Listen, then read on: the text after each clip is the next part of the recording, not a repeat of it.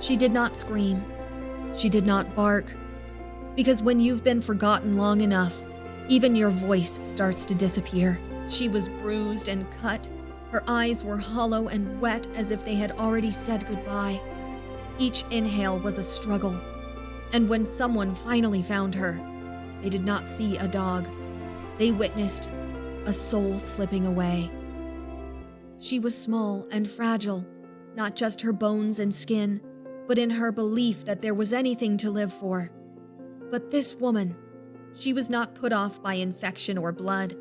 She touched Maya, not with pity, with purpose. She came back through the flood, soaked, shivering, hands outstretched, not for shelter, not for safety, except for Maya. And just like that, Maya was no longer alone in the tempest. She was on the road, the concrete corner that nearly became her grave, and toward a second chance no one had ever promised her. They called her Maya, a name for power. But Maya was broken in ways nobody could enumerate. Her skin was flaking, her wounds fresh and infected. She'd had ehrlichiosis, anaplasma, severe anemia. Her body was shutting down from within. And yet her eyes, they asked for nothing, because she didn't realize she could. Their first treatment involved no medicine. It was water, warm, clean water cascaded over a body that had forgotten comfort. And as the hands scrubbed, the voice whispered, the cloth touched lightly. Maya blinked, a careful, slow blink, like her heart was relearning what it felt like to be safe. Maya, drying on a towel, lies her head on the woman's lap. They don't say animals forget, and Maya didn't either.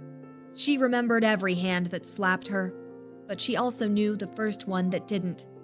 And in that moment, with a single touch, a bond thicker than blood was born. But just as hope was starting to bloom, the storm returned. Pemphigus, a disease so rare, so brutal that even seasoned healers got quiet about when they saw it. She was beginning to melt with pain. The disease peeled back her skin like fire under her fur, and every day new sores appeared. But Maya never fled. But she never bit. She just survived. Day after day, they fought the storm with medicine and patience and hands that never left her side. Even if those wounds did not heal overnight, something deeper started to heal. Her will. She started to walk. She began to eat. And then she began to play.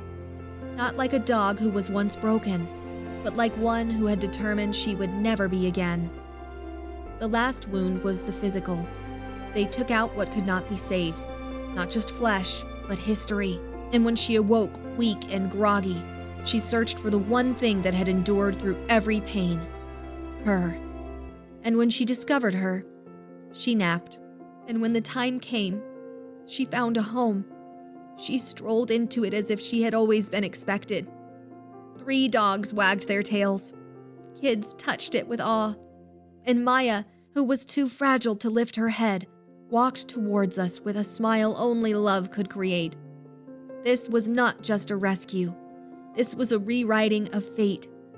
For even when hope lies under pain and life seems muted, there is always a heart there to be listened to, and a human who would listen. For each silent soul like Maya, be the one who does not walk away. Thanks for watching. If you believe in the powerful connection between humans and animals and the difference it can make, please don't forget to hit that subscribe button. See you next time.